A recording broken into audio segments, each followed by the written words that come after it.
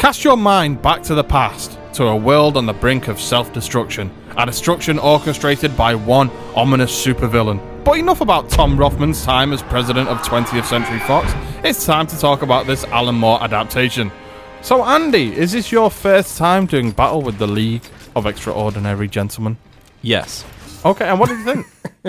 I knew about the film and I knew about the problems of the film before the film was even released, but I've never seen it because I did remember reading the article in Empire magazine when they were interviewing Jason Fleming about the making of the film, and there's some quotes that you can even see on IMDb about the tensions on the set, and they were already calling it that it could be potentially a disaster. You could tell that things were already starting to go wrong, but then obviously when it did come out and started getting bad reviews, and I was like, oh, right, that's what happened. And I never really watched it. Wicked waste. I actually do think in terms of this film and in terms of setting the landscape at the time of what films were like, it comes out very much on the heels of The Matrix. It reminded me of The Matrix somewhat, actually, just aesthetically in a way, in that it's both trying to be dark and also kind of cool. But continuing to talk about The Matrix, just how did The Matrix tie into Sean Connery then? Sean Connery had a string of film offers that he turned down because he didn't get the source material or he didn't understand the script too well. And two of these films were The Matrix and The Lord of the Rings. Yeah, he was offered the Morpheus character in The Matrix and turned it down, and Gandalf in Lord of the Rings and turned it down. Could you imagine him as either?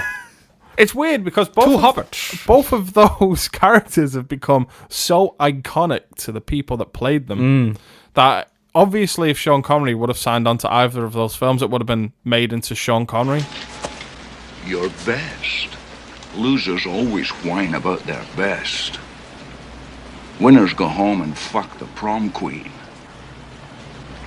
Carla was the prom queen.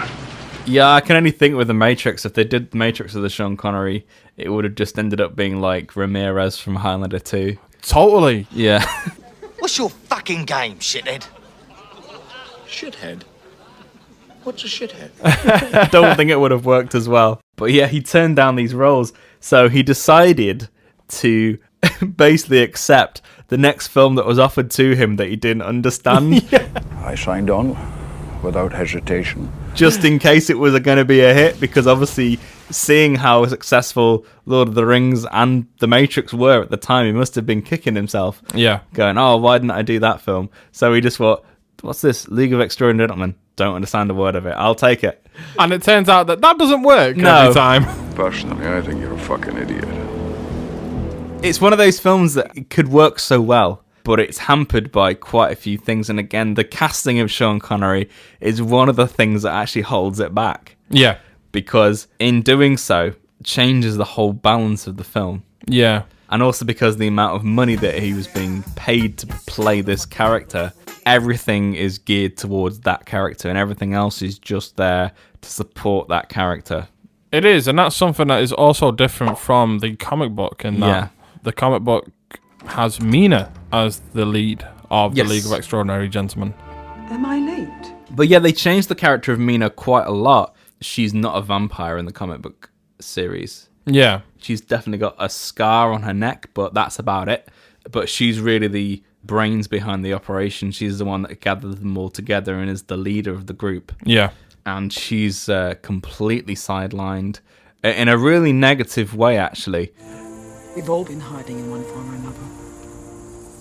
One of the best jobs on the film, and you can't actually see him, is Tony Curran as the Invisible Man. Allow me to introduce myself. Rodney Skinner, gentleman thief. Yeah, Tony Curran. Yeah. He was a really good actor. I think they made some kind of strange choices with his character, though, because he's doing this Mockney accent, which doesn't suit him, because Tony Curran's a Scottish actor. He is. Well, shut up or I'll come to my senses. Well, besides, any more like me, and I'll lose the franchise. It seems like it's an American's interpretation of what a Cockney villain should sound like. It is. Or how he should speak. I think that's less of what the actor's doing and more of what he's been told to do, because we also get that exact thing from Richard Roxburgh's character, who is M slash the Phantom slash Moriarty. That is a 3-pronged reveal that adds to nothing. Especially in the way that he's eventually ousted as well. It's like the most anticlimactic thing ever. Yeah. You don't know the hard thing. To talk about this character and Richard Roxburgh, I mean, it is a shame because, like you say, once Richard Roxburgh is cast, you can see that he's a bad guy straight from the off. But his character has these 3 reveals. First, he's playing M. Then it's revealed that he's the Phantom, who's this figure that looks like the Phantom of the Opera, and he's got a scarred face. And then it's later revealed that he is not M or the Phantom, but in fact Moriarty. And each one talks completely different. Yeah. There have been other times when a danger upon the world required the services of singular individuals. Of course. I am the Phantom. The League. Me. Skinner. Wrong. Wrong about your little American friend as well. When has Moriarty ever been portrayed as being a Cockney? And how dare you mention Moriarty and not include Sherlock Holmes in this film? Oh yeah, in any way whatsoever. There's some really clunky dialogue that's not helped by the accent when he goes, "I died at Reichenbach Falls," and it's just like, fuck, it's so clunky.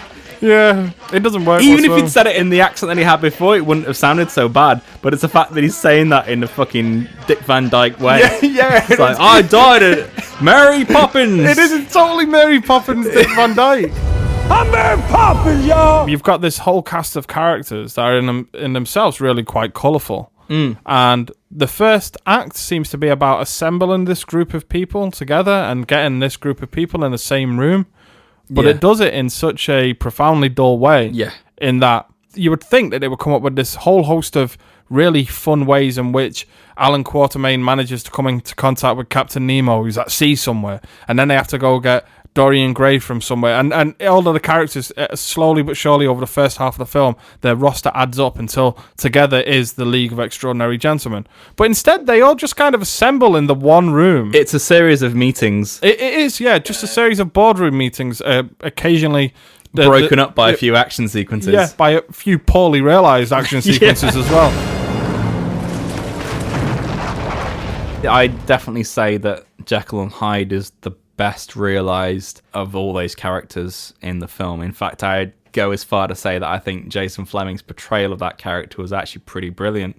I'd say... And it's a real shame that he doesn't have his own film. In a better film, that would be iconic. Yes. Because I think it's great, and I love the way that Dr. Jekyll and Mr. Hyde play off each other while he's one or the other. Yeah. I love that Dr. Jekyll sees Mr. Hyde's reflection and he talks to him, but when Mr. Hyde takes over, he sees Dr. Jekyll in his reflection, and they still talk to each other. Yeah. I think that's what makes him unique from Hulk, for instance. Yeah. They even do the Abomination. Yeah, they do. In this film, where they have another character taking the same serum and becoming an even worse version of the Hulk slash almost more Mr. grotesque Hyde. version. Yeah, they even looked quite similar. Yeah, they did. Yeah. There's this whole element as well of there being a spy on board the Nautilus as well. And I think that's dealt with quite poorly because they think it's the Invisible Man, obviously, because you would. They realise that things are being stolen and documented on the ship and they're trying to figure out who it could be. And the setup is that it's the Invisible Man, who it is not, in fact. But even that information's like told to us in a very dull way. Yeah. Once Dorian Gray's revealed to be the bad guy, we still don't really get any conclusion on the Invisible Man until much later in the film. Yeah, the Invisible Man disappears for quite a huge section of the film. I mean, he does disappear for a huge section of the film. He's not featured at all for a good 25 minutes. Yeah, no, he doesn't whatsoever. I think once Alan Quatermain throws him out of his room, he literally is not in the film until the third act. But it makes me think, why didn't the Invisible Man hear about... They were all talking about how they think it's him. Why at any point didn't the Invisible Man just say, it's not me. I'm here, guys. It's not me. Why does he just sneak about them this whole time thinking, they think it's me and it's not? It doesn't make any sense. No. They literally do just disappear him from the script and it's like he's not even on the ship anymore.